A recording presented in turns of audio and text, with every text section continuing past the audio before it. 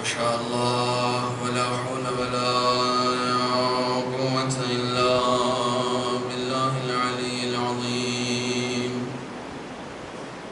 حسبنا الله ونعم الوكيل، نعم المولى ونعم النصير.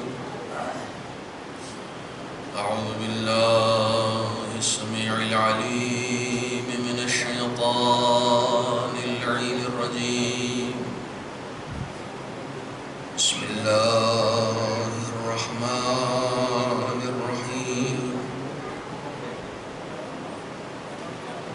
الحمد لله الذي جازي كل صانع ورايش كل قانع وراحم كل ضارع ومنزل المنافع والكتاب الجامع بالنور الساطع، وهو للدعوات سامع وللكربات دافع وللدرجات رافع وللجبابرة قامع، فلا إله غيره ولا شيء يعدله، ليس كمثله شيء وهو السميع البصير اللطيف الخبير، وهو على كل شيء قدير. والصلاة والسلام والتحية والإكرام على السيد الأنام الذي سمي في السماء أحمد وفي الأرض أبي القاسم محمد،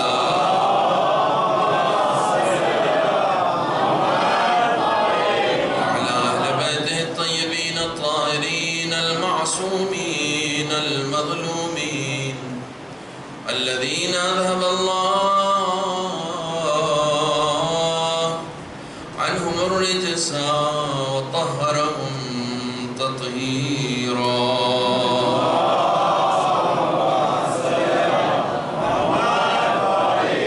واللعنة الدائمة الباقية على أعدائهم وغاصبي حقوقهم ومنكري فضائلهم أجمعين. أما بعد، فقد قال الله الحكيم في القرآن الكريم: بسم الله الرحمن الرحيم. يا أيها الذين آمنوا ادخلوا في السلم كافة ولا تتبعوا خطوات الشيطان إنه لكم عدو مبين. صدق الله العلي العظيم.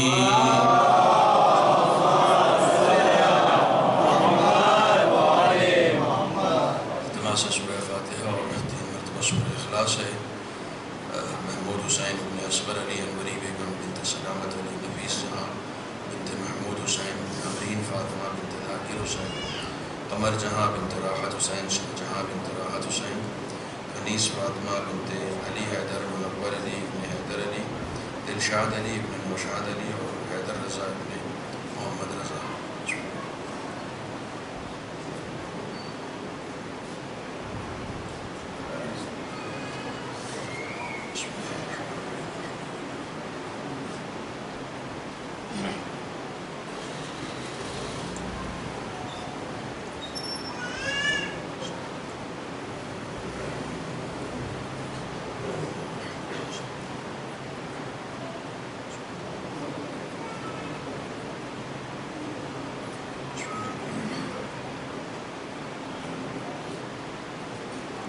نعرہ سلوات، اللہم صلی علی محمد وآلِ محمد. برادران عزیز، جس سلسلہ گفتگو کو آپ مسلسل سماعت فرما رہے ہیں، آج اس کی چوتھی قسط سماعت ہے. حسینی کردار اور یزیدی کردار کے حوالے حوالے سے سورہ مبارک بقرہ کی آیت نمبر 208 کے ذیل میں، جس میں ارشاد رب العزت ہے کہ اے صاحبان ایمان سلم میں داخل ہو جاؤ اور شیطان کے حربوں سے الرٹ ہو جاؤ اور اس کی پیروی نہ کرنا، بے شک وہ تمہارا کھلا ہوا دشمن ہے۔ تفسیروں میں سلم سے مراد جہاں اور بہت ساری چیزیں ہیں، ان میں ایک امام کے صحابی، 5ویں امام کے صحابی نے 5ویں امام سے دریافت کیا کہ مولا اس آیت میں جو خداوند عالم کہہ رہا ہے کہ سلم میں داخل ہو جاؤ صاحبان ایمان سے، یہ کہہ رہا ہے کہ سلم میں داخل ہو جاؤ، تو سلم سے کیا مراد ہے؟ توجہ فرمائیے گا، سلم سے کیا مراد ہے؟ تو آپ نے کہا کہ سلم سے مراد یہ ہے کہ ادخلوا فی معرفتنا یا ایھا الذین آمنوا ادخلوا فی السلم، یعنی فی محبتنا، فی معرفتنا، دونوں لفظ امام نے بتائے کہ ایمانداروں سے یہ کہا جا رہا ہے کہ اگر اپنے ایمان کو کامیابی کی سند عطا کرنی ہے تو ہماری معرفت میں داخل ہو جاؤ، ہماری محبت میں داخل ہو جاؤ۔ بغیر ہماری محبت کے کوئی اعمال کا پہاڑ بھی اگر لے کر جائے گا تو اس کے پہاڑ کو ریجیکٹ کر دیا جائے گا۔ لہٰذا الحمدللہ ہمیں شروع سے یہ بتایا جاتا ہے کہ اپنے اعمال پر، اپنی نمازوں پر، اپنے روزوں پر بھروسہ مت کرو۔ ظاہر سی بات ہے ہم کر بھی نہیں سکتے۔ حماد ابن عیسیٰ چھٹے امام کا صحابی ہے، 7ویں امام تک کو دیکھا ہے، بالکل نوجوان ہے، ینگسٹر ہے۔ یعنی ایک دن وہ، یہ حدیث شاید آپ کو سنا چکا ہوں میں، کہ ایک دن گیا چھٹے امام کے پاس اور اس نے 5-6 خواہشیں کی، کہا مجھے یہ چیزیں چاہیے۔ کتنے کانفیڈنس سے لوگ مانگتے تھے۔ شادی نہیں ہوئی تھی، کہا مجھے شادی کرنی ہے، مجھے ایک بیوی چاہیے، اور صرف بیوی نہیں چاہیے، مجھے بچہ بھی چاہیے۔ تو بچہ بھی چاہیے، گھر بھی چاہیے، اور ایک سواری بھی چاہیے۔ ٹھیک ہے، آج کے زمانے والے ہوتے تو کار مانگتے، اس زمانے میں سواری میں سب سے اچھی سواری جو تھی وہ گھوڑا ہے۔ تو مجھے ایک سواری بھی چاہیے اور مجھے حج بھی کرنا ہے۔ تو امام نے کہا تجھے سب کچھ دے دیا، شادی بھی تمہاری ہوگی، بیوی بھی آئے گی، بچہ بھی ہوگا، مکان بھی ہوگا، سواری بھی ملے گی، اور حج بھی، اور حج میں نے تم کو 50 دیے۔ امام نے کہا 50 حج دیے۔ اب پتہ نہیں کس سن میں مانگا تھا، شاید 20-22 سال کا تھا، کہا 50 حج دیے۔ حماد کہتا ہے کہ میں نے پورے 50 حج کیے۔ امام نے کہا تھا کہ 50 حج، تو پورے 50 حج کیے۔ 51ویں سال پھر منہ میں پانی آ گیا کہ چلتے ہیں۔ اتفاق سے اسی سال وہاں باڑھ آ گئی، مکے میں کبھی باڑھ نہیں آتی تھی، اسی سال وہاں باڑھ آ گئی۔ یہ گیا تو لیکن واپس نہیں آیا۔ امام نے 50 کی ضمانت لی تھی، جتنے کی ضمانت لی تھی اسے پورا کیا ہے۔ امام کی ضمانت میں جو کچھ دنیا میں ملنا ہوتا ہے وہ بھی ملتا ہے، جو آخرت میں ملنا ہوتا ہے وہ بھی ملتا ہے۔ صلی اللہ علیہ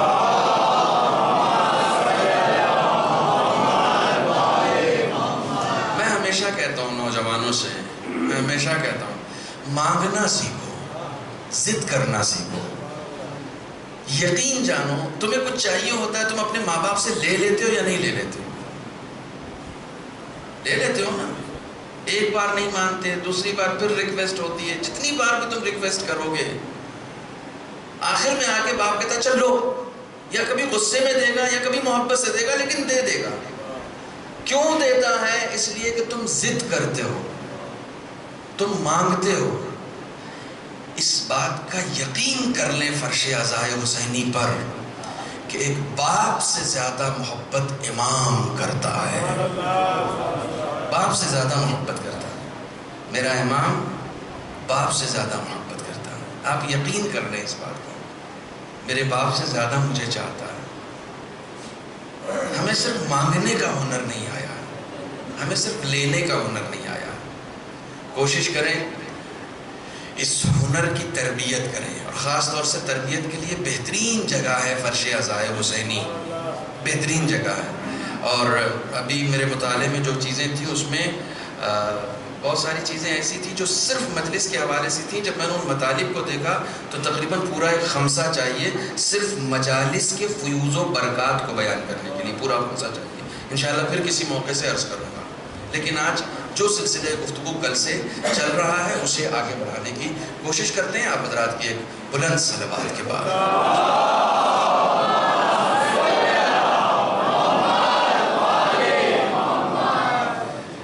ایک سلسلہ ہے جو کربلا کے بعد مسلسل چل رہا ہے۔ 8ویں امام کی کل میں نے روایت آپ کو سنائی تھی، ریان ابن شبیب کی۔ یہ روایت بہت تفصیل سے تقریباً 3-4 صفحے میں ہے، جو امام نے صرف کربلا کے حوالے سے، امام حسین کے حوالے سے ریان ابن شبیب کو تعلیم دی ہے۔ بہت توجہ رکھیے گا، بھرپور توجہ رکھیے گا میری طرف۔ ہم زیارت پڑھتے ہیں نا کہ یا لیتنی کنت معکم، زیارت بارسہ میں بھی یہ جملہ ہے اور دوسری زیارتوں میں بھی ہے۔ جہاں اجتماعی زیارت پڑھی جاتی ہے وہاں کہتے ہیں یا لیتنا کننا معکم، اے کاش ہم آپ کے ساتھ ہوتے۔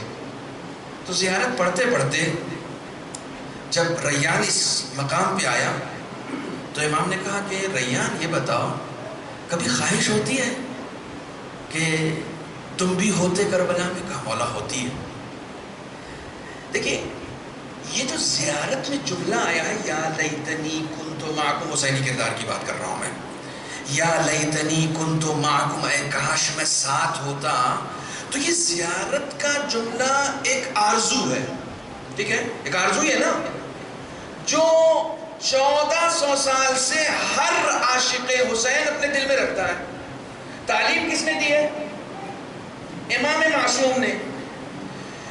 انسان کی جتنی بھی آرزویں ہیں وہ 2 حقیقتوں سے خالی نہیں ہوتی، یا حقیقی آرزو ہوتی ہے یا خیالی آرزو ہوتی ہے نا؟ 2 ہی طرح کی تو ہوتی ہے آرزو، یا حقیقی ہے یا خیالی ہے۔ مجھے انصاف سے بتائیے یہ حقیقی ہے یا خیالی ہے؟ زور سے بولیے گا تبھی آگے بڑھوں گا میں۔ ہاں بولیے، جو بھی آپ کے ذہن میں آ رہا ہے وہ بولیے، تاکہ میں دیکھنا چاہ رہا ہوں کہ آپ کس توجہ کے ساتھ میری طرف ہیں۔ مسکین بھائی کاغذ قلم چھوڑ دیجئے۔ حقیقی ہے نا، خیالی تھوڑی ہے۔ خیالی پلاؤ دوسروں کے رہنما کھلاتے ہوں گے، ہمارا رہبر نہیں کھلاتا، ہمارا رہبر حقیقی باتیں کرتا ہے، یہ حقیقت ہے۔ اچھا، ریان ابن شبیب کو جب یہ تعلیم دی جا رہی ہے تو تقریباً 150 سال ہو چکے ہیں، یعنی یہ واقعہ جو ہے وہ 200 کے آس پاس کا ہے، ٹھیک ہے، 200 کے بعد کا ہے، 200 ہجری کے بعد کا ہے، اور واقعہ کربلا کب کا ہے؟ 61 ہجری کا۔ تو 150 سال ہو چکے ہیں۔ 150 سال کے بعد 8ویں امام کہہ رہے ہیں یہ آرزو رکھو اپنے دل میں کہ اے کاش میں ہوتا۔ تو کیا یہ پاسبل ہے؟ یہ ممکن ہے؟ اب تو کربلا ہو چکی ہے۔ اس آرزو کا دعا میں موجود ہونا یہ بتا رہا ہے کہ کربلا ایک ہو چکی ہے، لیکن ہر دور میں ایک یزید تمہارے سامنے آئے گا، ہر دور میں ایک ابن زیاد کا تم سے سامنا ہوگا، ہر دور میں ایک شمر تمہارے سامنے آئے گا، وہ دنیا کو بہت سجا کے تمہارے سامنے پیش کرے گا، تم کہنا نہیں میں لبیک یا حسین کہہ چکا ہوں، میں حسین کے ساتھ رہوں گا، وقت کے یزیدوں کے ساتھ نہیں رہوں گا۔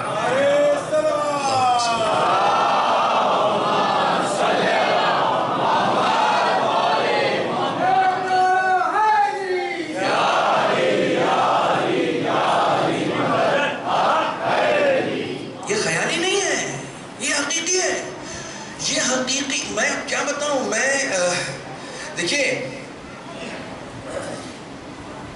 امام کے بات آ گئی ہے، میں کیا بتاؤں، میں اس سے گزر نہیں پا رہا ہوں، اس وقت نہیں گزر پا رہا ہوں.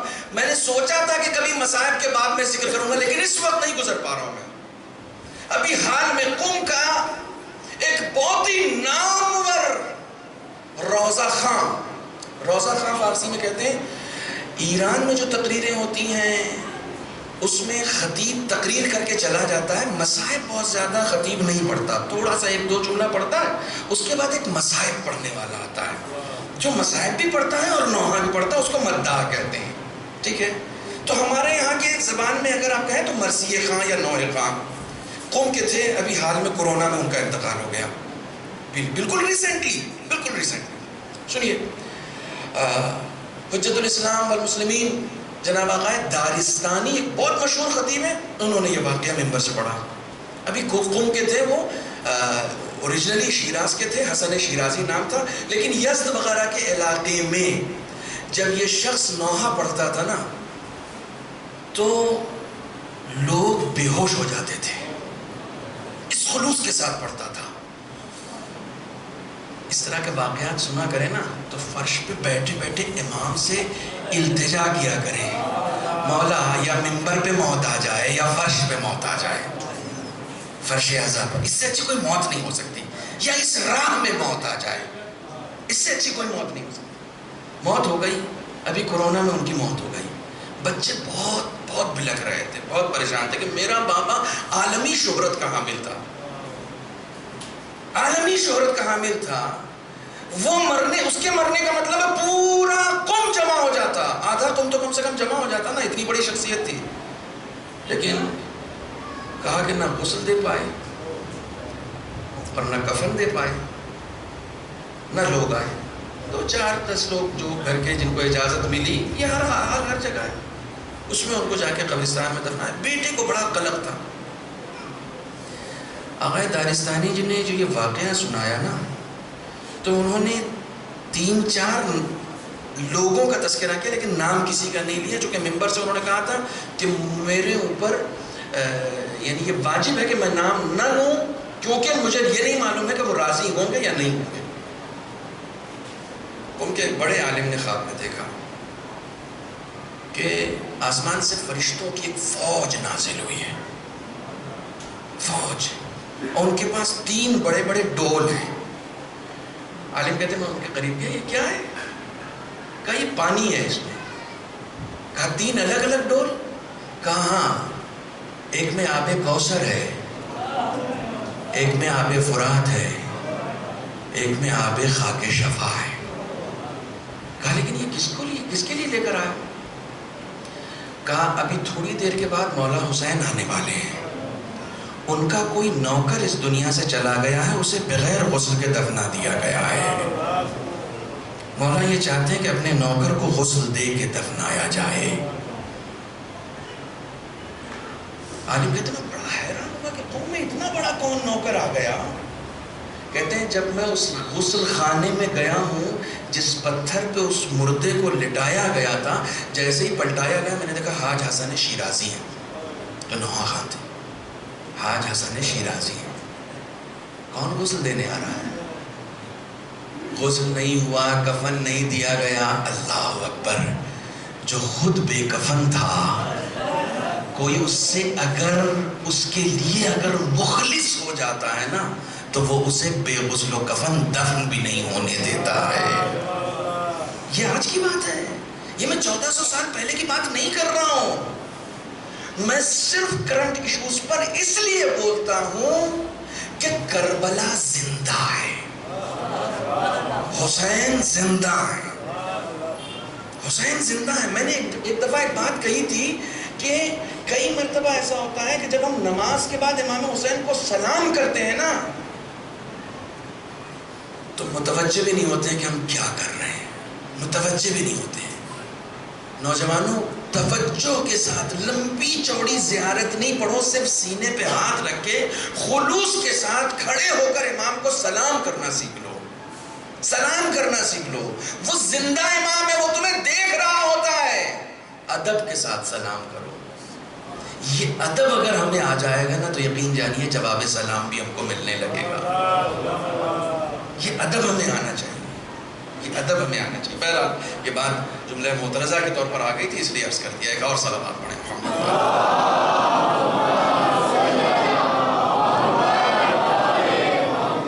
ایک اس سے بہتر صلوات پڑھیں.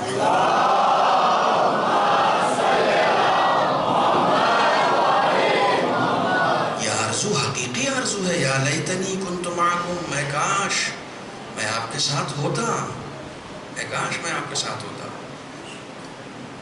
تو کاش میں آپ کے ساتھ ہونے کا مطلب یہ کہ تم آج بھی ہو سکتے ہو. جتنی صفتیں یزیدیوں میں پائی جاتی ہیں اس سے اپنے آپ کو پاکیزہ کرتے چلے جاؤ، میرے ساتھ ہوتے چلے جاؤ گے.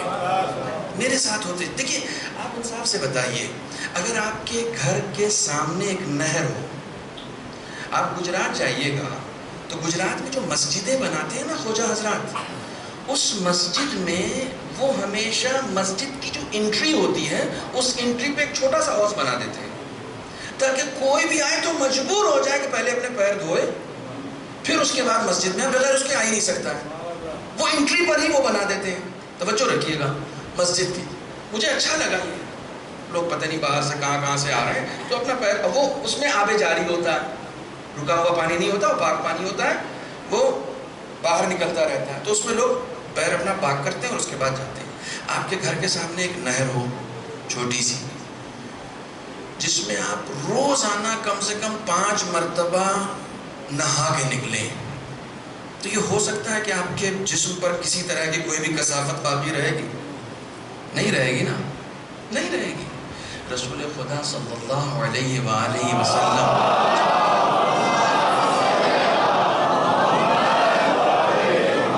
ارشاد فرماتے ہیں کہ اس نماز کی مثال اسی نہر کی ہے جو تمہارے گھر کے سامنے ہے. تم جب جب نماز کے لیے جاتے ہو تو اس وقت تم پاکیزہ ہو جاتے ہو. اپنی پاکیزگی کو دوسرے غسل تک باقی رکھنا، پاکیزہ رکھنا.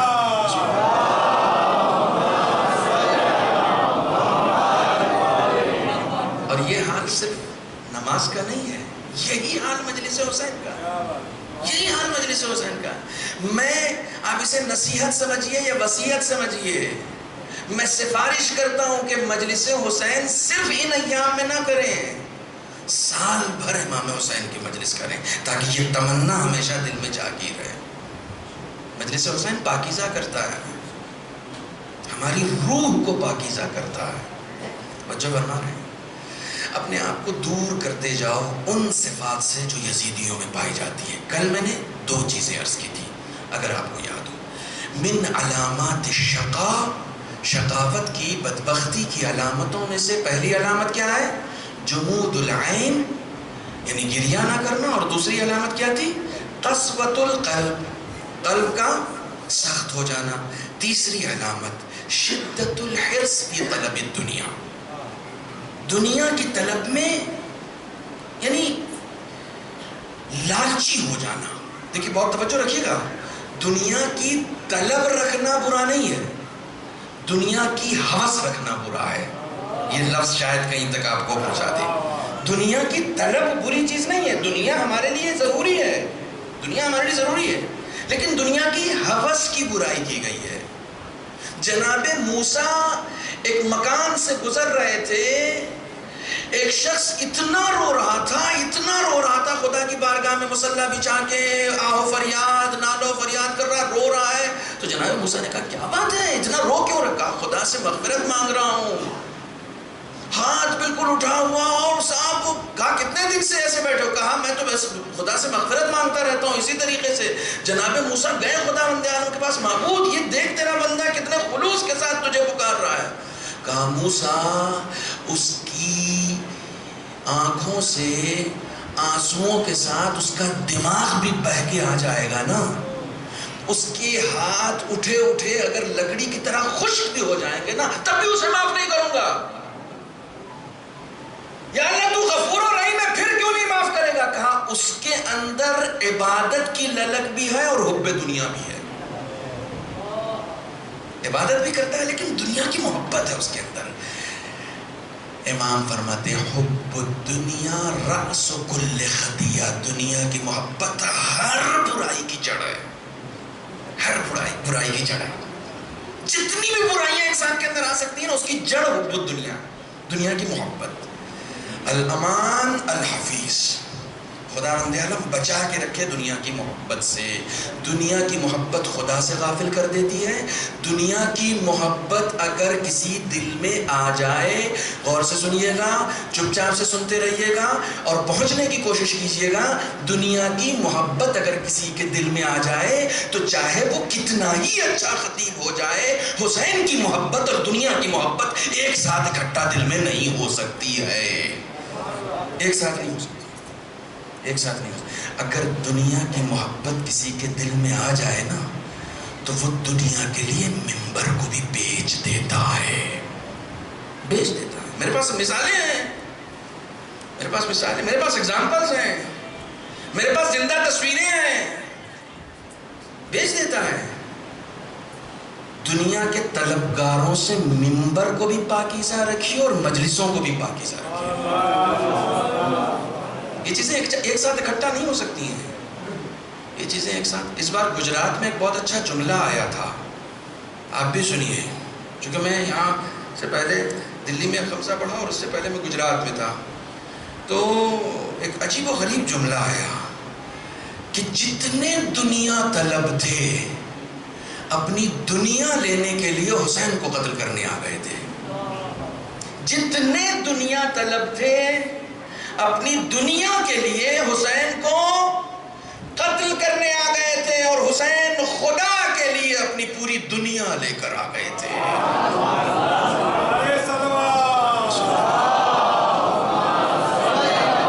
پوری دنیا، حسین خدا کے لیے اپنی پوری دنیا لے کر آ گئے تھے۔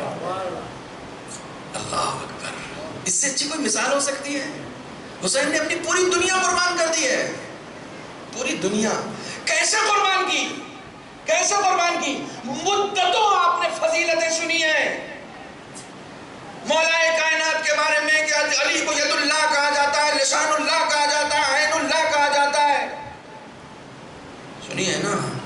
علی کا چہرہ وجہ اللہ، علی کی زبان لسان اللہ، علی کا ہاتھ ید اللہ۔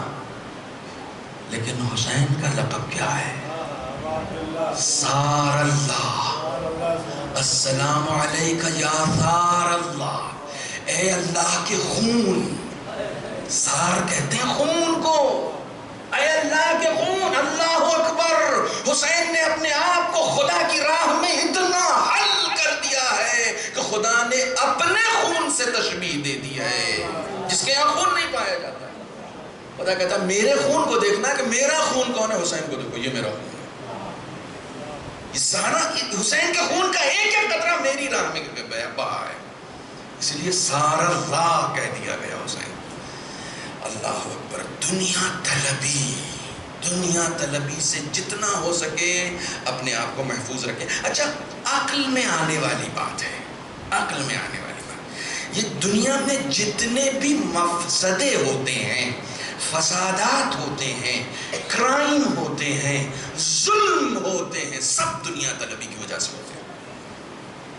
آج پوری دنیا میں، چونکہ یہاں پڑھے لکھوں کا مجمع ہوتا ہے لہٰذا مجھے بات کہنے میں آسانی ہوتی ہے، آج پوری دنیا میں جو کمیونٹی حکومت کرنا چاہتی ہے اس کا نام ہی ہے ویسٹرن کیپٹلزم۔ کیپٹلزم، یہ سرمایہ دار لوگ ہیں جو دنیا کے بلبوتے حکومت کرنا چاہتے ہیں، اور حکومت اس طریقے سے کرنا چاہتے ہیں کہ ہر ایک کے اوپر دنیا کو تنگ کر دینا چاہتے ہیں، اتنا محدود کر دینا چاہتے ہیں کہ دیکھو میرے حساب سے جیو گے تو دنیا ملے گی۔ خدا کہتا ہے نہیں، ان کے حساب سے نہیں جیو، رزق کی ذمہ داری میری ہے،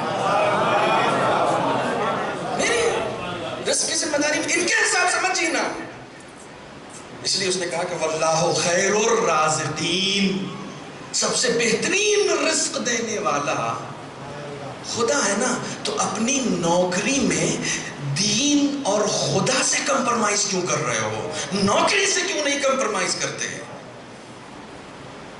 خدا سے کمپرمائز مت کرو کہ نہیں معبود یہ تو مجبوری ہے نا میری، میں پھر نوکری کیسے کروں گا؟ نہیں نہیں نہیں نہیں، تم کو لگ رہا ہے کہ تمہارا رزق یہ دے رہا، خدا کہہ رہا میں دیتا ہوں، جب میں دیتا ہوں تو میرے حساب سے چلو، میرے حساب سے چلو، دنیا والوں کے حساب سے نہیں چلو۔ یہیں سے ہمارے اندر دنیا طلبی آتی ہے، اور میں ہمیشہ آپ کے سامنے عرض کرتا رہتا ہوں کہ قرآن مجید میں آیت ہے الذین اشتروا الحیات الدنیا بالآخرہ، جنہوں نے اپنی زندگی کو، اس حیات کو آخرت کے عوض میں بیچ ڈالا، بیچ ڈالا۔ لا یخفف عنہم العذاب، خدا کہہ رہا ہے ان کے عذاب میں ایک ذرا سا بھی چھوٹ نہیں دی جائے گی، ایک ذرا سا بھی، کوئی چھوٹ نہیں، اور ان کے لیے کوئی سفارش نہیں مانی جائے گی، جنہوں نے دنیا کے لیے خدا کو چھوڑ دیا، دنیا کے لیے ان کے عذاب سے کوئی روک۔ شدت الحس بہت خراب چیز ہوتی ہے، بہت خراب چیز۔ یہ بنجامن فرینکلن جو تھا، کوئی جانتا ہے اس کے بارے میں؟ امریکہ کے فاؤنڈنگ فادرز میں سے ہے، یہ مشہور پرسنالٹی ہے، لکھتا بھی تھا، قلم بھی اس کا بہت اچھا تھا۔ اس نے ایک بہت اچھی بات کہی تھی، اس نے کہا دنیا کی مثال ایک بہت بڑے شہد کے قطرے کے جیسی ہے، دنیا کی مثال ایک بہت بڑا جیسے شہد کا قطرہ ہو نا، اس کے جیسی ہے۔ اچھا، یہ جب میں نے پڑھا تو میری سمجھ میں نہیں آیا کہ اس نے اس کو، دیکھیے حضرت علی نے کہا ہے یہ مت دیکھو کون کہہ رہا ہے، یہ دیکھو کیا کہہ رہا ہے، ہم کو یہ تعلیم دے دی گئی ہے، تو ہم یہ نہیں دیکھتے کس نے کہا ہے۔ بنجامن فرینکلن نے کہا، یہ کس نے کہا، جس نے بھی کہا، بات پر غور کرو نا، اس نے کہا کیا ہے، بہت اچھی بات کہی۔ اس نے کہا دنیا کی مثال شہد کے ایک قطرے جیسی ہے۔ مجھے سمجھ میں نہیں آیا کہ کہا کیا اس نے۔ ایک دن شہد والا آیا ہمارے گھر پہ، تو ہم نے شہد خریدا، ہمارے یہاں بڑی آسانی سے مل جاتا ہے، ہمارے جو ہوم ٹاؤن ہے وہاں ہم نے خریدا شہد، تو شہد کا کچھ قطرہ گر گئے، تو اس کے آس پاس چیٹیاں آ گئیں۔ چیٹی آتی ہے، شہد کھاتی ہے، چلی جاتی ہے۔ ان میں سے کچھ چیٹیاں ایسی ہوتی ہیں کہ جن کو اس میں مزہ آتا ہے، تو پھر آتی ہیں اس قطرے کے پاس، پھر کھاتی ہیں، پھر جاتی ہیں۔ لیکن جس کو ہوس ہو جاتی ہے نا، وہ اسی قطرے کے اوپر چڑھ جاتی ہے۔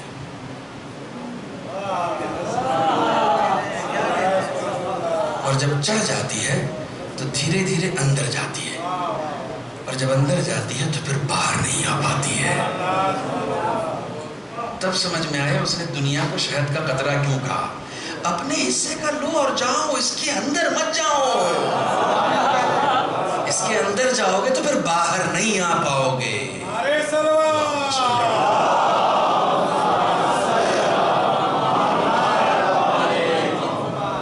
جو ہمارے یہ غرق کر دے گا، یہ غرق کر دے گا۔ جو بھی اس کے اندر گیا ہے اس کی ہوس کبھی پوری نہیں ہوتی، کبھی نہیں پوری ہوتی، کبھی نہیں پوری ہو سکتی۔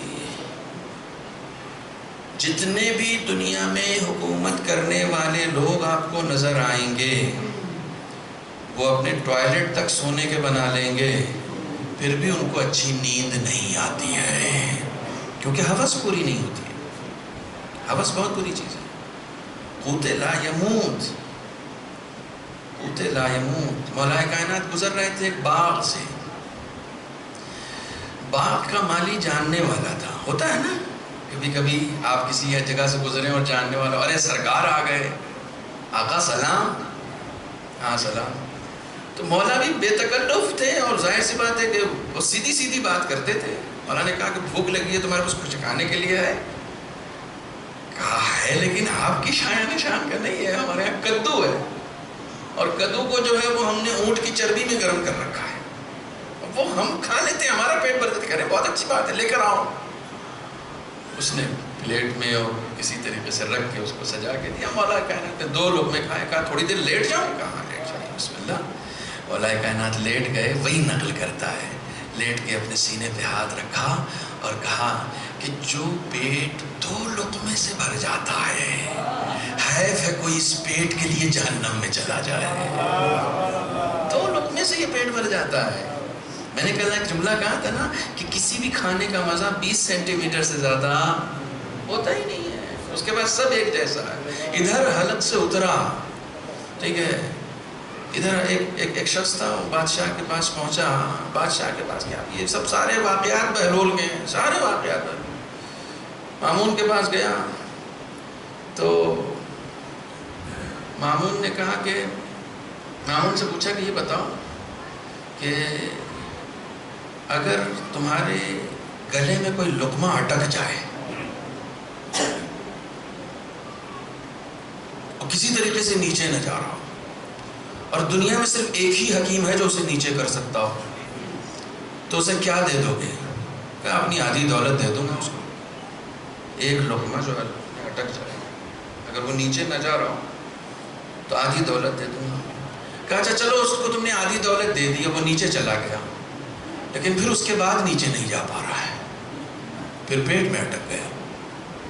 وہی ایک لقمہ، پہلے حلق میں اٹکا، پیٹ میں گیا، پھر اس کو کہیں سے باہر آنا ہوتا ہے نا. کہا وہ پیٹ میں اٹک گیا، پھر کیا کرو گے؟ اور وہی حکیم ہے جو اسے باہر لا سکتا ہے. کہا آدھی دے دوں گا. کہا پوری دولت تمہاری ایک لقمے کی ہے، پوری دولت تمہاری ایک لقمے کی ہے. بڑی نصیحتیں کی ہیں بہلول نے، خدا کی قسم بڑی نصیحتیں کی ہیں.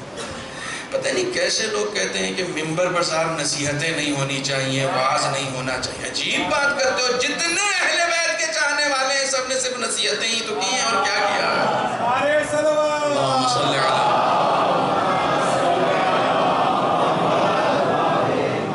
ایک دن قبرستان میں بیٹھ کے کھوپڑیاں باہر آ گئی تھی.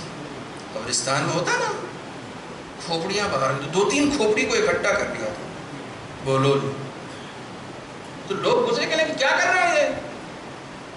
لوگوں کی کھوپڑیاں جو ہیں وہ باہر آ گئی ہیں قبروں سے، تو تم نے اس کو اکٹھا کر رکھا. کہا نہیں، میں دیکھ رہا ہوں اس میں سرمایہ دار کون تھا، غلام کون تھا، امیر کون تھا، پیسے والا کون تھا، غریب کون تھا.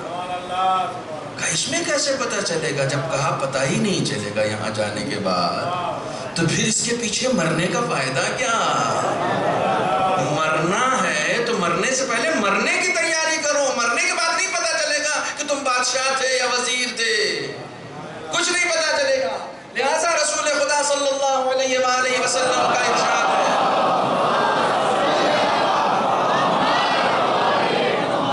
آپ نے فرمایا کہ تمہارے 3 دوست ہیں، تمہارے 3 ساتھی ہیں.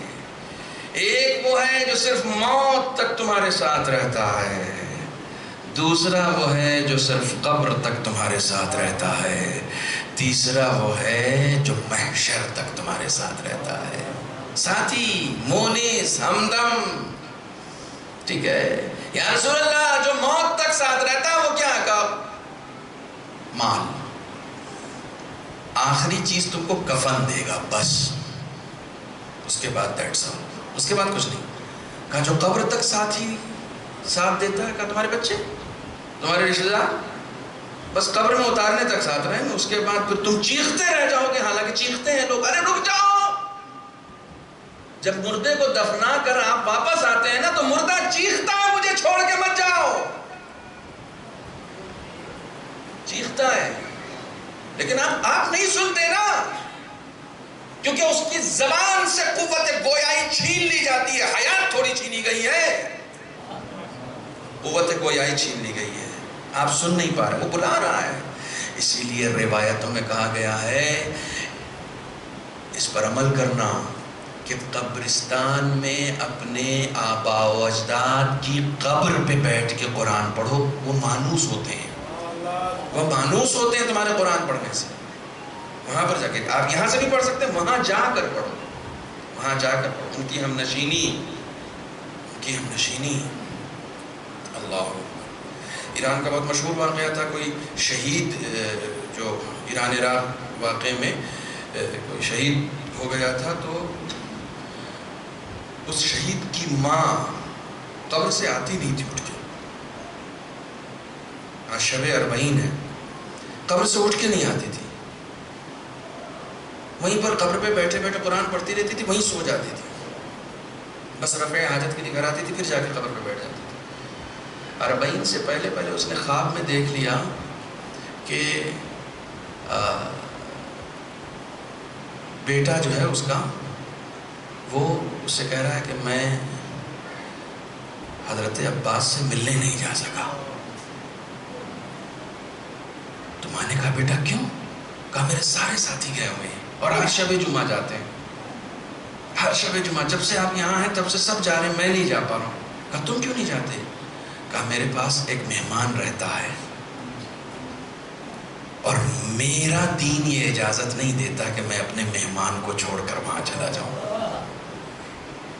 میرا دین اس بات کی اجازت نہیں دیتا. تو وہ ہر وقت بیٹھی رہتی تھی. اس کے بعد اس نے شب جمعہ جو ہے چھوڑ دیا کہ اس دن آقاؤں سے ملاقات کا وقت ہوتا ہے. اپنے قبر کی تیاری, اپنے قبر کی تیاری. میں نے حدیث آپ کی خدمت میں سنائی. ماں باپ بچے جتنے رشتہ دار ہیں, دوست ساتھی, یہ سب کہاں تک کے ساتھی ہیں؟ قبر تک کے. بس رسول خدا نے فرمایا اور ایک ساتھی تمہارا محشر تک کا ہے, وہ ساتھی تمہارے اعمال ہیں. یہ ہمیشہ ساتھ رہے, یہ ہمیشہ. آپ مجلس میں بیٹھے ہیں نا, یہ مجلس میں آپ کا بیٹھنا محشر تک ہے.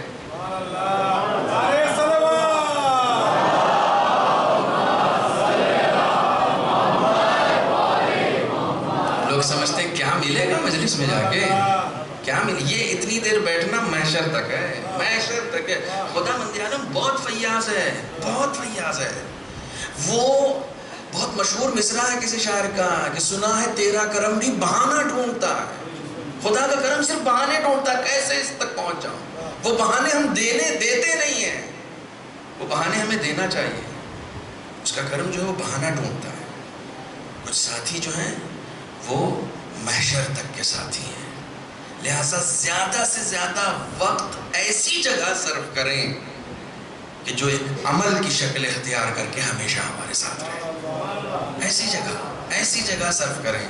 ٹھیک ہے, کہیں نہیں. آپ گھر میں بیٹھے ہوئے ہیں نا, گھر میں بیٹھے ہوئے ہیں, اپنے فیملی ممبرز کے ساتھ بیٹھے ہوئے ہیں, اپنی بیٹی کے ساتھ بیٹھے ہوئے ہیں, اپنی بیوی کے ساتھ بیٹھے ہوئے ہیں, اس وقت بھی باتیں ایسی کریں کہ آپ کی باتیں اعمال کی شکل اختیار کر لیں. بجائے اس کے کہ آپ دنیا داری کی باتیں کریں, اچھی باتیں بھی کر سکتے ہیں نا, دین کی باتیں بھی کر سکتے ہیں نا, حسین کی باتیں بھی کر سکتے ہیں نا. ایسی باتیں کہ جو ہمیشہ کے لیے کام آئے. پر میں اس سے زیادہ آپ کا وقت نہیں لوں گا. شدت الحرص فی طلب الدنیا, دنیا کی طلب میں بے پناہ لالچ. میں آج کاپی بھی لے کر آیا تھا, بہت ساری حدیثیں لکھ کر لے کر آیا تھا دنیا کے اوپر, لیکن اب چونکہ وقت نہیں ہے میرے پاس, کل بھر کا وقت ہے اور مجھے اپنے وقت میں مجلس ختم بھی کرنی ہوتی ہے. میں آگے بڑھ رہا ہوں. چوتھی چیز, 3 چیزیں میں نے سنا دی, آپ سنا دیں گے مجھے. جمود العین یعنی کریا نہ کرنا, قسوۃ القلب, شدت الحرص فی طلب الدنیا, اور چوتھی چیز جو یزیدی کردار کا حصہ ہوتی ہے, والاصرار علی الذنب. حسینیوں میں نہیں پایا جاتا. گناہوں پر اصرار کرنا. گناہ کرنا نہیں, گناہ ہو سکتا ہے, گناہ پہ مصر ہونا گناہ ہے. گناہ ہو جاتے ہیں, گناہ ہو جاتے ہیں. گناہ اہل بیت اگر گناہگاروں کو چھوڑ دیں تو حر کہاں سے آئے گا؟ گناہگاروں کو نہیں چھوڑتے, وہ جو گناہوں پہ مصر رہتے ہیں انہیں چھوڑ دیتے ہیں. حر کا بھی گناہ تھا, پسر سعد کا بھی گناہ تھا, دونوں گناہگار تھے. ایک نے توبہ کر لی, مصر نہیں ہے, ایک مصر ہے, ایک کو چھوڑ دیا, ایک کو لے لیا. بہت سمپل سی بات ہے. ایک نے چھوڑ دیا, ایک کو لے لیا. کیوں؟ اس نے گناہ چھوڑ دیا تھا اس لیے اس کو لے لیا. وہ گناہ پہ مصر تھا, اس کو چھوڑ دیا. نہیں جا سکتے, گناہوں پہ مصر نہیں. والاصرار علی الذنب. آج میں ایک ایسے ٹاپک پر بات کرنا چاہ رہا ہوں, وقت چاہے گزر گیا ہو لیکن میرے اوپر واجب ہے. میں بہت زیادہ گناہوں کی بات نہیں کر رہا ہوں جو عام طور سے کامن ہے اور بہت بڑے گناہ ہیں جو ہم سے سرزد ہو رہے ہیں. قرآن میں آپ 4-5 جگہ دیکھیے گا, کسی بھی قرآن کے مفسر سے یا کسی بھی عالم دین سے پوچھئے گا کہ سب سے بڑا گناہ کون ہے, تو میرے خیال میں آپ بھی بتا دیں گے. سب سے بڑا گناہ کیا ہے؟ شرک ہے نا. سب سے بڑا گناہ جو ہے وہ شرک ہے. ہر جگہ شرک کے بعد اگر کوئی بڑا گناہ بتایا گیا ہے تو والدین کی نافرمانی. جناب لقمان اپنے بیٹے کو نصیحت کر رہے ہیں، قرآن مجید کوٹ کر رہا ہے، یا بنیا لا تشرک باللہ ان الشرک لظلم عظیم. اے میرے بیٹے شرک مت کرنا، یہ بہت ہی بڑا گناہ ہے. وَوَصَّيْنَا الْإِنسَانَ بِوَالِدَيْهِ، ہم نے انسانوں کو ان کے والدین کے بارے میں وصیت کی ہے. وَبِالْوَالِدَيْنِ إِحْسَانًا وَلَا تَقُلْ لَهُمَا اُفٍّ. بہت سخت ہے خداوند عالم، بہت سخت ہے. تمہارے یہاں جتنی بھی فائنانشل پرابلم ہوتی ہے وہ صرف ماں باپ کی نافرمانی کی وجہ سے ہوتی ہے. بہت ساری چیزوں کو سالو کرنا چاہ رہا ہوں آج میں. جتنی بھی فائنینشل پرابلم ہوتی ہے نا وہ صرف ماں باپ کو اذیت دینے کی وجہ سے یا ان کی بات نہ سننے کی وجہ سے ہوتی ہے. ایک شخص ہے، اس کا نام اگر مجھے یاد آ گیا، ایک صلوات پڑھیں آپ.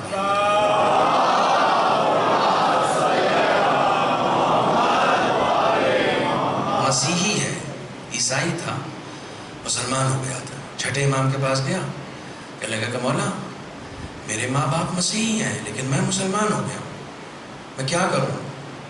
مجھے ان کی اطاعت کرنی ہے یا نہیں کرنی ہے؟ مجھے ان کی بات ماننی ہے یا نہیں ماننی؟ تو امام نے کہا اگر نجس جانور کا گوشت نہیں کھاتے ہیں تو تمہیں کھانا بھی انہی کے ساتھ کھانا ہے. اگر نجس جانور، اطاعت تو بہت دور کی بات ہے، کھانا بھی انہی کے ساتھ کھانا ہے. کھانا بھی. کہا میرے ماں باپ اندھے ہیں، کا کیئر کرنی ہے. ماں اندھی ہے، کا کیئر کرنی ہے، اس کی جتنا ہو سکتا ہے اس کی کیئر کرنی ہے. عیسائی ہے تو کیا ہوا، عیسائی ہے ہوا کریں، ماں ہے تمہاری، ماں ہے تمہاری. جو اپنے مجازی رب کا نہیں ہو سکتا وہ اپنے حقیقی رب کا کیا ہوگا. یہ تمہارے مجازی رب ہیں، انہوں نے تربیت کی ہے تمہاری. ماں باپ کی عزت کرو. ماں باپ کی زندگی میں کامیابی کا راز ہی یہی ہے کہ انسان اپنے والدین کا اطاعت گزار ہو جائے. یہ ساری باتیں میں کتابوں کے علاوہ تجربے سے عرض کر رہا ہوں، تجربے سے عرض کر رہا ہوں. زندگی میں کامیاب ہونا. ایک شخص تھا، جیسے آج کل ہمارے یہاں کی اکانومی بہت ڈاؤن ہو گئی ہے، بالکل خراب ہو چکی، سارے کاروباریوں کی حالت تباہ ہو چکی ہے. ایسے ایک شخص تھا ایران میں، اور یعنی بازار کی حالت بہت خراب تھی، لیکن اس کے یہاں صاحب جیسے در و دیوار سے برکتیں ٹپکتی تھیں. تو ایک عارف تھے اسماعیل دولابی، بہت مشہور نام ہے. وہ اس کے پاس گئے، کہنے لگے کہ یہ بتاؤ کہ پورے بازار یعنی پورا مارکیٹ خراب ہو رہا ہے لیکن تمہارے یہاں انکم نہیں رکتی ہے کسی طریقے سے بھی، کچھ اسپیشل ہے تمہارے پاس؟ کہا نہیں، کچھ اسپیشل تو نہیں ہے. کہا کہ ماں باپ ہیں تمہارے؟ دیکھیے اب وہ عارف تھا نا، تو اس نے فوراً پوچھا کہ یہ معاملہ ہے کیا؟ کہا نہیں، ماں ہے میری، باپ نہیں. کہا باپ کہاں کا؟ ہوم ٹاؤن، ان کا انتقال ہو چکا ہے. کہا کہ تو تم کیا کرتے ہو؟ کہا ہر ہفتے قبر پہ جاتا ہوں. مر چکے ہیں، ہر ہفتے قبر پہ جاتا ہوں. کی بڑی سے بڑی میٹنگ ہو اس کو چھوڑ دیتا ہوں لیکن وہاں جانا نہیں چھوڑتا ہوں. تو انہوں نے کہا سمجھ گیا، ہر ہفتے جاتا ہے یہ حال ہے، روز جائے گا تو کیا حال ہوگا. ماں باپ، ماں باپ. بچوں نصیحت، وصیت، ماں باپ کی عزت کرو، ماں باپ کی دعائیں لو، ماں باپ کی نافرمانی سے باز آ جاؤ. خدا کو خوش کرنا ہے، ماں باپ کو خوش کرنا. بہترین سیڑھی ہے خدا تک پہنچنے کی، بہترین سیڑھی ہے. امام حسین تک پہنچنے کی سیڑھی ماں باپ ہے، خدا تک پہنچنے کی سیڑھی ماں باپ ہے، امام زمانے تک پہنچنے کی سیڑھی ماں باپ ہے.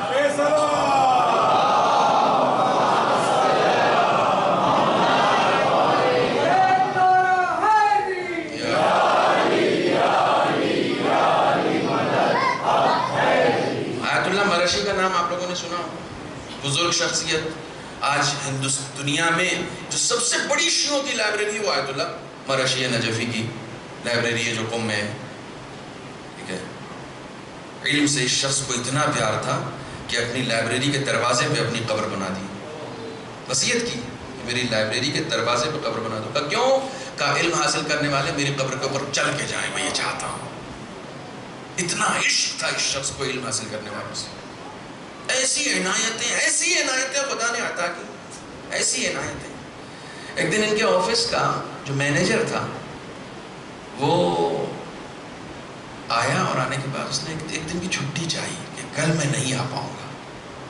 تو انہوں نے کہا کیوں؟ تو اس نے کہا کل میرے بابا آ رہے ہیں، تو میں ان کو لینے کے لیے اسٹیشن جاؤں گا. اب یہ بہت زیادہ پرانی بات نہیں، میں ان کو لینے کے لیے اسٹیشن جاؤں گا، اس لیے میں یہاں نہیں آؤں گا.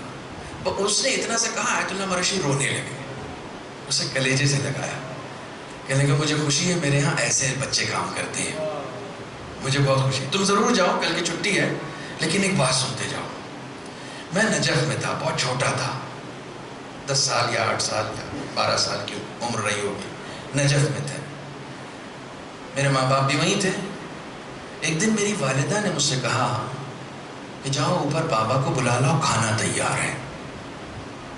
اللہ اکبر، سنو، جاؤ اوپر بابا کو بلا لو، کھانا تیار ہے. 10 سال کے بچے میں ایسی فہم و فراست، اللہ اکبر. کہنے لگے، ماں نے کہا فوراً بھاگ کے اوپر گئے. جیسے اوپر گئے دیکھا بابا میرے پڑھتے پڑھتے کتاب پہ سر رکھ کے سو گئے تھے. اب یہ آدمی کہتے ہیں کہ میں ہندی میں کہتے ہیں دویدھا میں پھنس گیا. ایک طرف ماں کا حکم ہے کہ بلا کے لاؤ، دوسری طرف باپ کی نیند ہے. نیند سے جگاؤں گا بابا کو برا لگ جائے گا، نہیں بلاؤں گا تو ماں کا حکم پیچھے. کیا کروں؟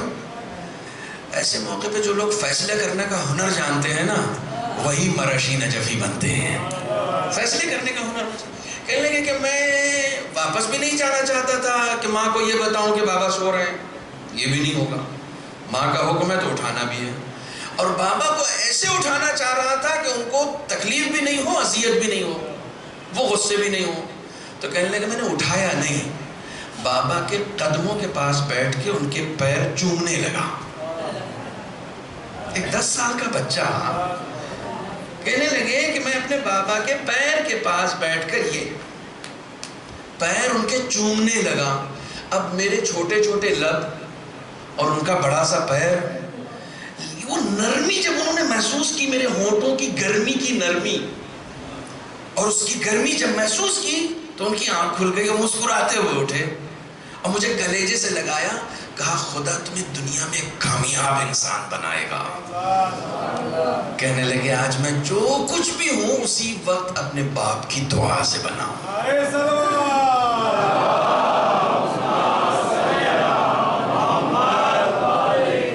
آپ کو بتا دوں کتنی بڑی شخصیت تھی.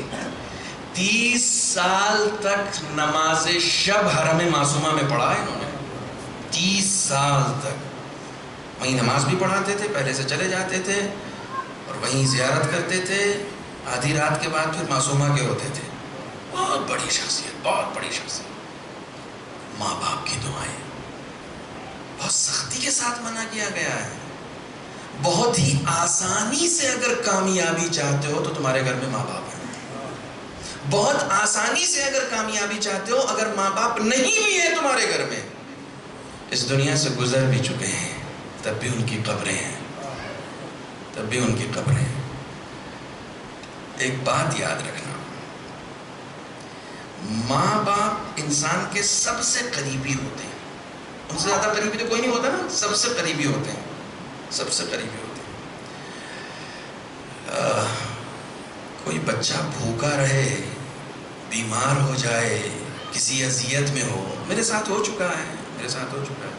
میں قم میں بیمار ہوا تھا اور بہت سخت بیمار ہوا تھا، ایڈمٹ ہو گیا تھا، اور یہاں میری والدہ نے خواب میں دیکھ لیا تھا کہ میں بیمار ہوں. ماں کو پتہ چل جاتا ہے، باپ کو پتہ چل جاتا ہے، ماں باپ کو علم ہو جاتا ہے، ان سے نہیں دیکھا جاتا ہے.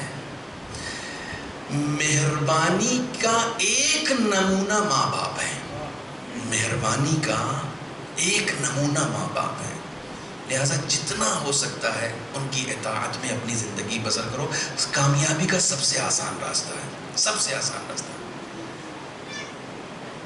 امام کی یہ لفظ بہت مشہور ہے کہ اگر اف سے ہلکا بھی کوئی لفظ ہوتا نا تو وہ آتا اف.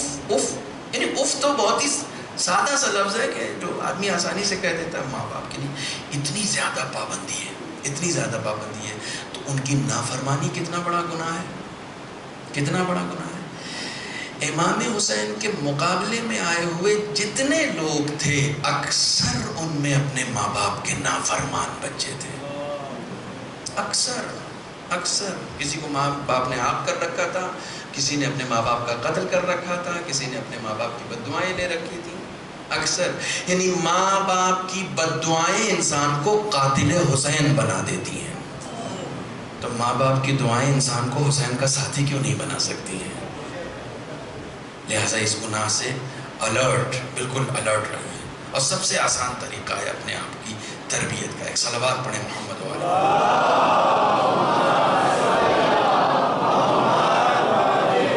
گناہ بہت سارے تھے جن کا ذکر کیا جا سکتا تھا، بہت سارے تھے، لیکن میں نے جان بوجھ کے صرف اسی گناہ کا ذکر کیا کہ یہ ایک ایسا گناہ جو ہمارے یہاں بہت پایا جاتا ہے، بہت پایا جاتا ہے۔ اور اس کے لیے عام طور سے جب ہمارے یہاں مجلس چہلم ہوگی یا کسی کی ماں کی مجلس ہوگی تو ماں کی عظمت کے اوپر، باپ کی مجلس ہوگی تو باپ کی، لیکن اطاعت حدیث رسول ہے کہ جس نے ماں باپ کی اطاعت نہیں کی اس نے خدا کی اطاعت نہیں کی۔ آپ یہ مت سوچئے گا کہ آپ نماز پڑھ کے خدا کے قریب ہو جائیں گے جبکہ آپ نے ماں باپ کی نافرمانی کر رکھی ہو، نہیں ہو سکتا، نہیں ہو سکتا۔ پوری طالب علمانہ ذمہ داری کے ساتھ عرض کروں، پوری طالب علمانہ کے لیے کہ وہ شخص اپنی ماں کو ناراض کر کے آئے اور جماعت سے نماز پڑھے، اس کی نماز نہیں پڑھے، نماز نہیں پڑھے، خدا تعالیٰ ریجیکٹ کر دیتا ہے، ریجیکٹ کر دیتا ہے۔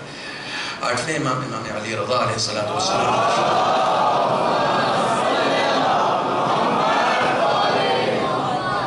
کہ خدا بند عالم نے کچھ چیزوں کا حکم کچھ چیزوں کے ساتھ دیا ہے۔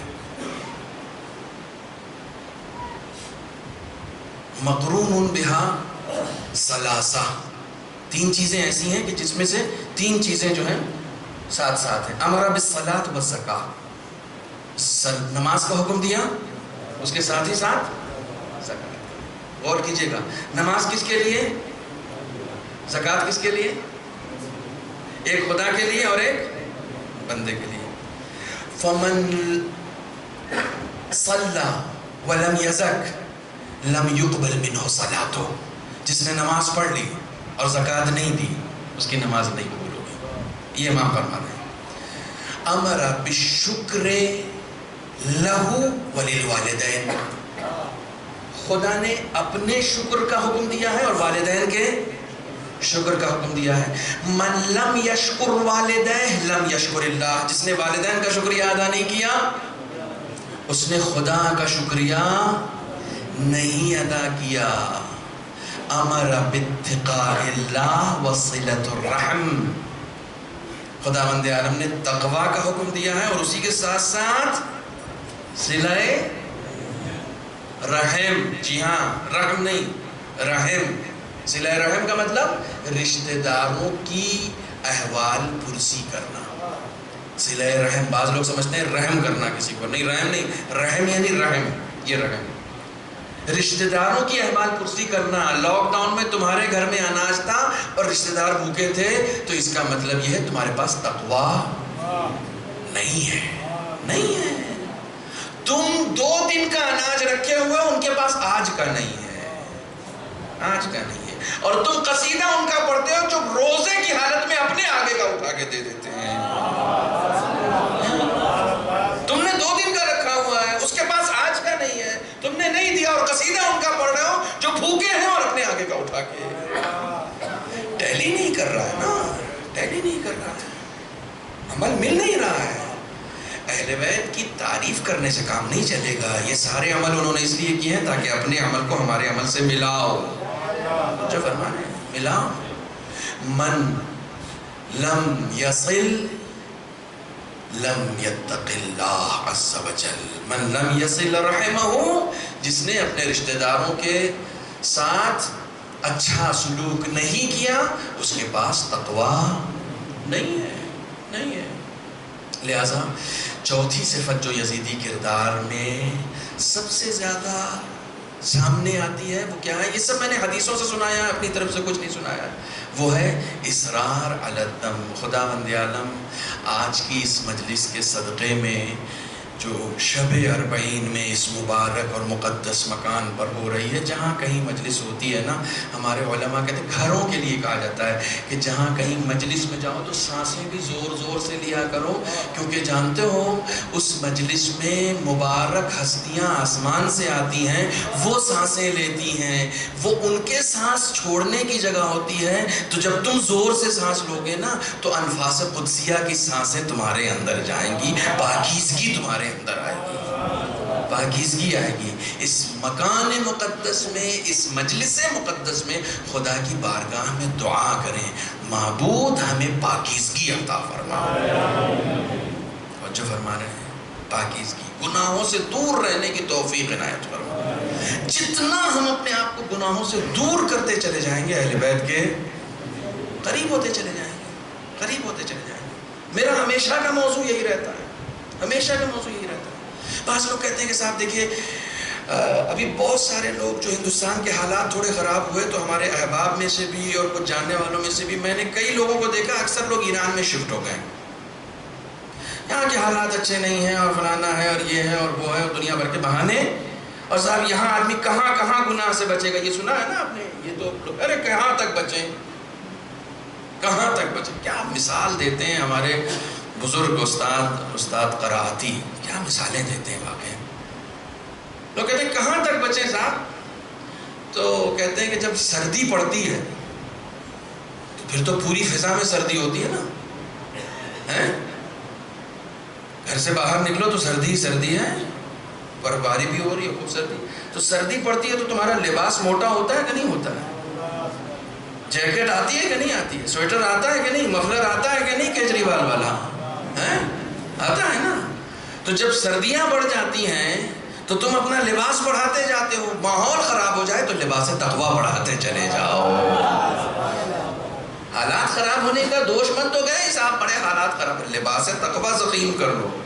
جیسے تمہارا گرم لباس سردی کو تمہارے قریب نہیں آنے دیتا، ویسے ہی لباس تقویٰ گناہ کے ماحول کو تمہارے قریب نہیں آنے دے گا. تقویٰ تقویٰ. ہمارے ایک پھوپھا تھے مرحوم مولانا نقن صاحب کے ساتھیوں میں تھے، مولانا اصغر حسین صاحب اللہ نازمیہ میں پڑھاتے تھے. کافی چونکہ ان کی عمر بہت زیادہ تھی، بہت زیادہ. ظاہر سے نقن صاحب کے ساتھیوں میں تھے. وہ راہ چلتے تھے تو اپنے چہرے پر جو ہاتھ کا پنکھا ہوتا ہے وہ رکھ کے چلتے تھے. کسی نے پوچھا یہ آپ کیوں رکھ کے چلتے ہیں؟ کہا پردہ صرف عورتوں پہ تھوڑی واجب ہے، میری نگاہوں پہ بھی تو واجب ہے نا. میں اپنی نگاہوں کو بھی تو چھپا کے چلوں، میں اپنے چہرے کو بھی چھپا. یہ ایسے لوگ تھے ہمارے یہاں، ایسے لوگ موجود تھے. اچھا فرمائیں گناہوں سے دوری. خدایا مجلس حسین کے تصدق میں، امام حسین کے صدقے میں ہم سب کو گناہوں سے بچنے کی توفیق عنایت فرما. ہم سب کو یزیدی کردار سے نفرت کرنے کی توفیق عنایت فرما. یعنی ہمارے لیے متنفر ہو جائے وہ کردار عملی طور پر، عملی طور پر. دیکھیے آج چونکہ شب اربعین ہے اور میں بہت زیادہ آپ کا وقت نہیں لینا چاہ رہا ہوں،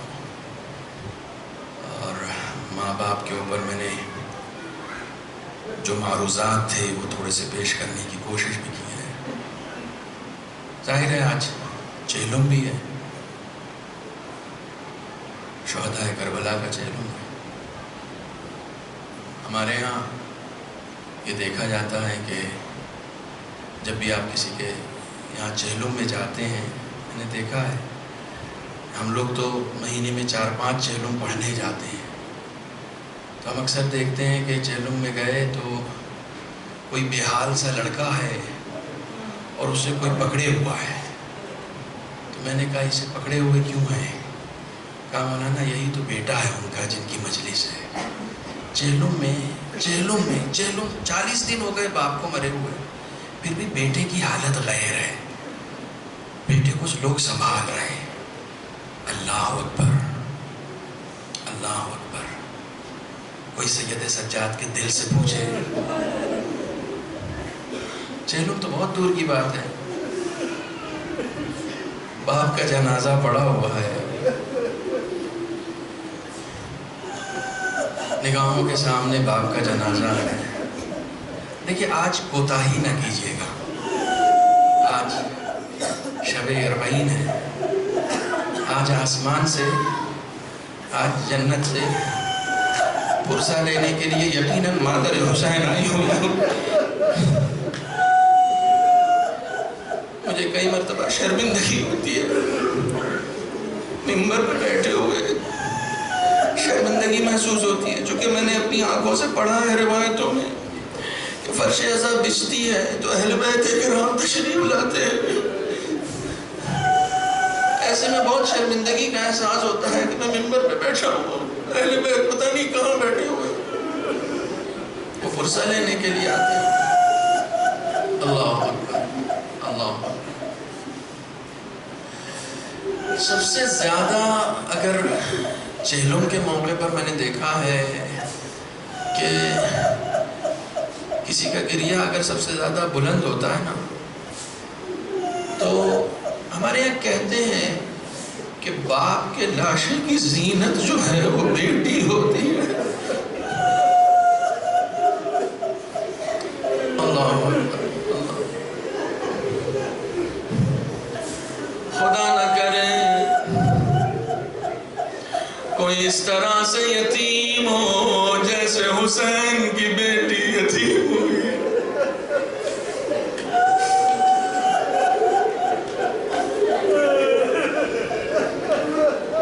اجرکم علی اللہ. ابھی باپ کا لاشا بے گور و کفن کربلا کی سرزمین میں پڑا ہے. ایسے میں لوگ بچیوں کو دلاسے دینے کے لیے آتے ہیں، مگر ہائے حسین کی بیٹی. خیمے جلا دیے گئے. حمید ابن مسلم کہتا ہے ایک 3 یا 4 سال کی بچی ہے. میں نے دیکھا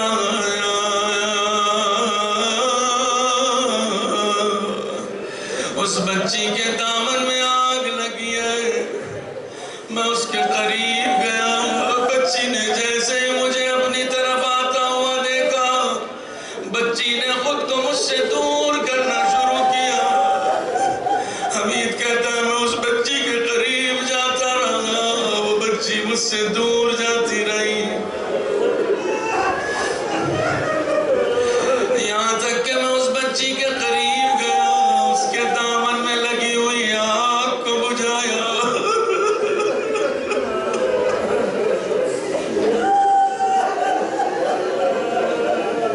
میں نے بچی سے کہا کہ بیٹا آپ مجھ سے دور کیوں جا رہے ہیں؟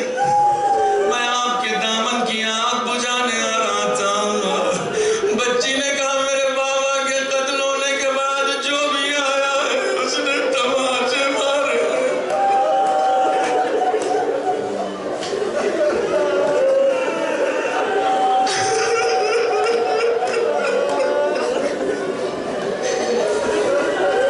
میرے بابا کے قتل کے بعد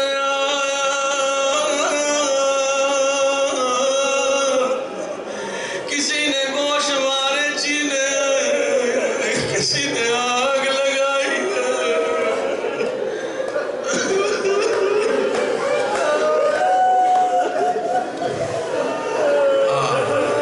جزاک اللہ. خدا آپ کی آوازوں پر اپنی رحمتوں کا نزول فرمائے. خدا کسی بچی کو یتیم نہ کرے. خدا ہر بچی کے سر کو اس کے باپ کا سایہ برقرار رکھے.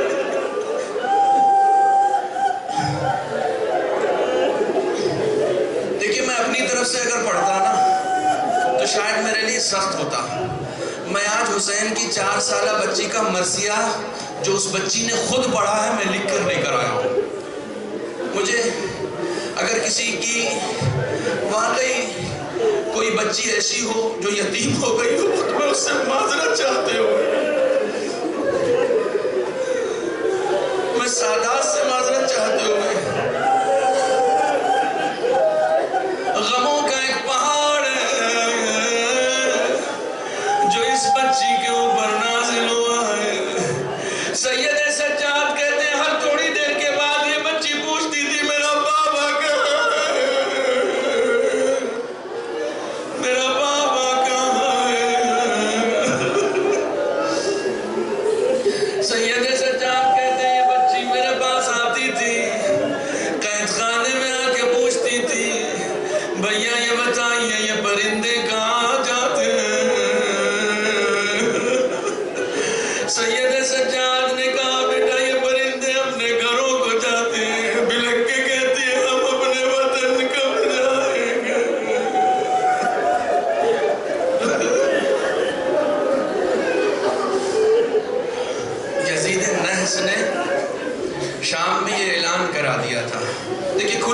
آج کھل کے روئیے.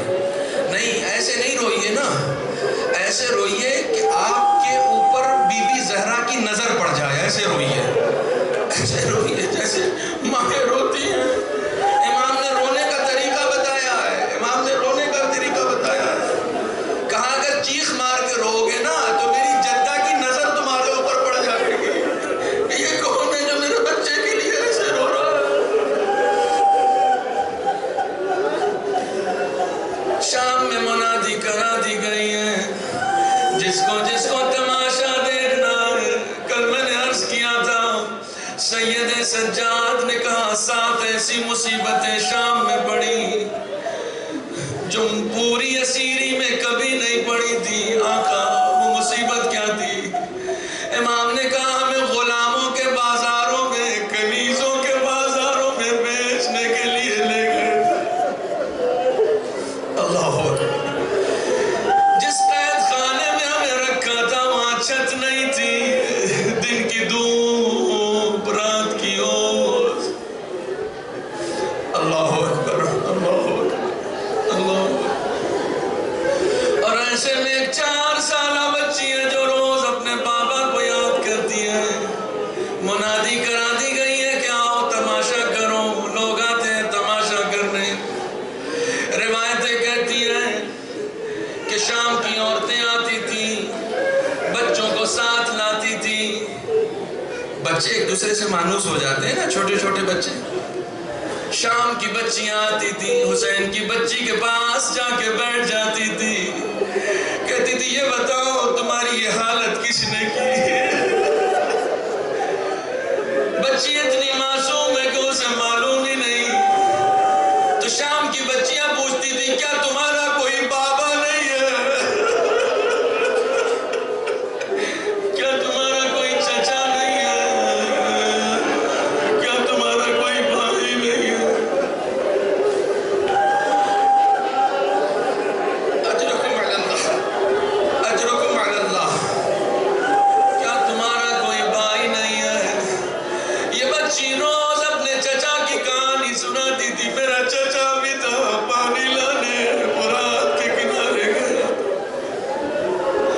میرا علی اکبر جیسا بھائی بھی تھا, سینے پہ برچی کھا کے کربلا کے میدان میں سو گیا. میرا قاسم جیسا بھائی بھی تھا. ایک دن اچانک یہ بچی آ کر, شام کی بچی آ کے زندان کا طواف کرنے لگتی ہے. جناب زینب ام کلثوم کی نظر پڑی. اس بچی سے پوچھتی ہے کسے ڈھونڈ رہی ہو؟ کہا وہ بچی جو مجھے روز کربلا کی کہانی سناتی تھی وہ بچی نظر نہیں آتی.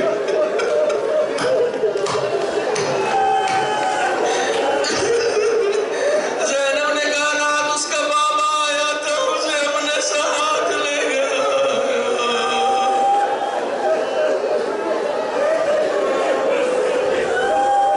جزاک اللہ, جزاک اللہ. آپ کی آنکھوں سے آنسو نکل گئے. میرے لیے, مجھ گنہگار کے لیے ایک دعا کر دیں.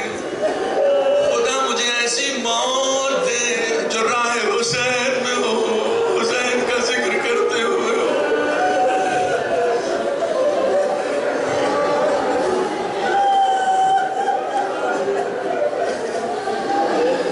روایتیں کہتی ہیں رات کے سناٹے میں یہ بچی اٹھتی ہے. اٹھنے کے بعد اپنے بابا کو یاد کرتی ہے. بس وہ مرثیہ میں آپ کو سنانا چاہ رہا ہوں. اپنے بابا کو یاد کرتی ہے. میں عام طور سے آپ جانتے ہیں میں اتنے سالوں سے آپ کے درمیان آ رہا ہوں, میں مصاحب 5 منٹ سے زیادہ نہیں پڑھتا کیونکہ شاید میرے اندر پڑھنے کی طاقت بھی نہیں ہے. لیکن مجھے نہیں معلوم, جیسے مجھے محسوس ہی ہو رہا ہے کہ آج شب اربعین ہے. نہ میں نے رونے کا ادا کیا ہے نہ رلانے کا. کسی کی زندگی کا کوئی ٹھکانہ نہیں ہوتا. روایتیں کہتی ہیں رات کے سناٹے میں یہ بچی اٹھتی ہے, خواب میں اپنے بابا کو دیکھتی ہے. اٹھ کے بابا بابا آواز دیتی ہے. زینب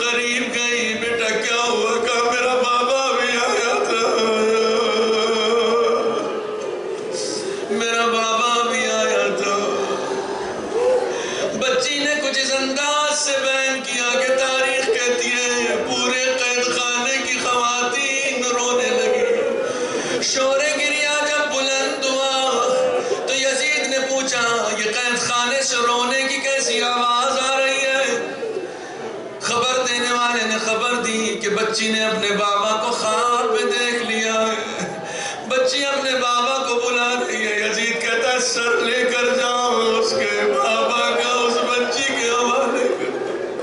تاریخ کہتی ہے ایک تشت میں سر رکھا گیا، طبق ڈال کر بچی کے سامنے لا کر رکھ دیا گیا۔ جیسے ہی تشت میں سر آیا، بچی یہ سمجھی کہ کھانا آیا ہے، کہتی ہے مجھے بھوک نہیں ہے، میرا بابا مجھے میرا بابا چاہیے۔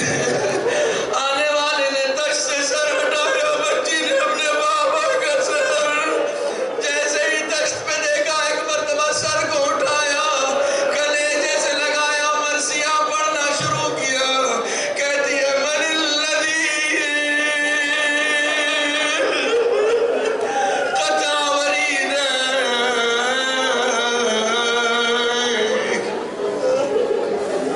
یہ مرثیہ اس 4 سالہ بچی کا ہے۔ یہ پورا مرثیہ میں لکھ کر لایا ہوں، سن لیجئے آج وہ پورا مرثیہ جو اپنے بابا کے سر کو سینے سے لگا کر اس بچی نے پڑھا ہے۔ اپنے بابا کے سر کو لیا، سینے سے لگایا، کہتی ہے من ذا الذی خضبک بدمائک، اے میرے بابا کس نے آپ کی داڑھی کو آپ کے خون سے رنگی؟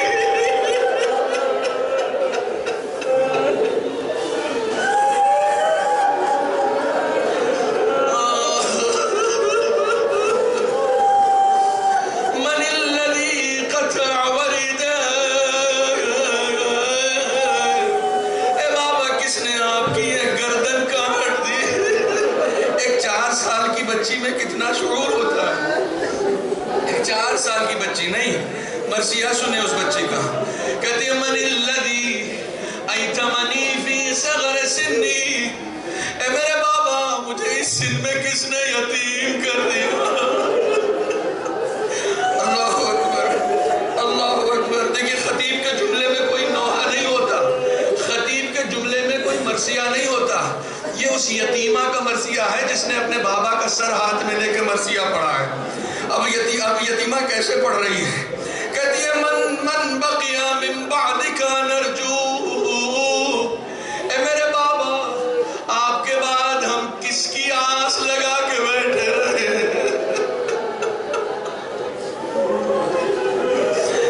من للنساء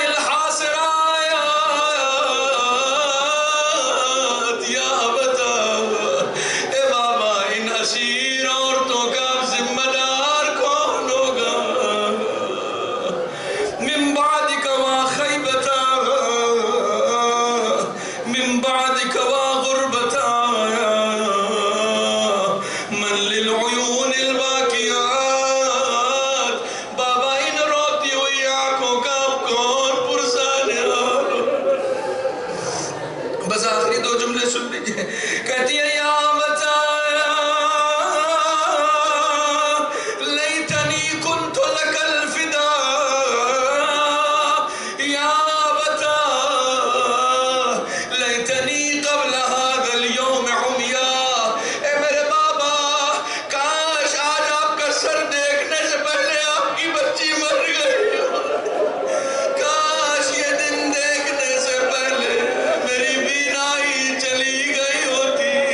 روایتیں کہتی ہیں جب یہ بچی مرثیہ پڑھ رہی تھی تو کٹے ہوئے سر سے آواز آئی، فنادى الراس، سر حسین نے آواز دی ہے بیٹا تیرا بابا حسین تیرا منتظر ہے۔ بس اتنا کہنا تھا کہ اس بچی کی روح قفس عنصری سے پرواز کر گئی۔ انا للہ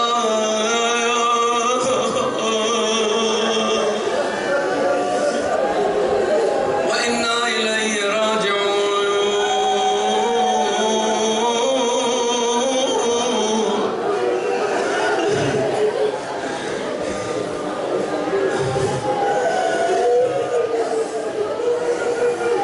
روایتیں کہتی ہیں کہ اگر غم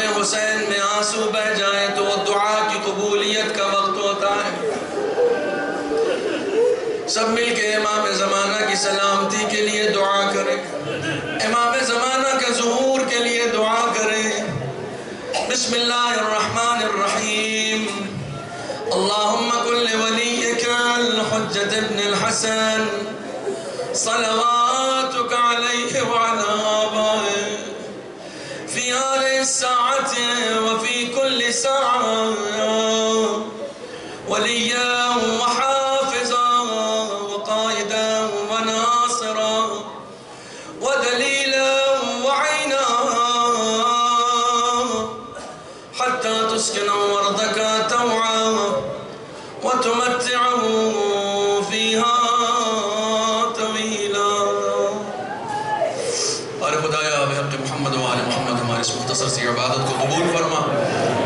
معبود شب عربعین ہے، شب غم ہے، شب ماتم ہے، شب نوبہ کا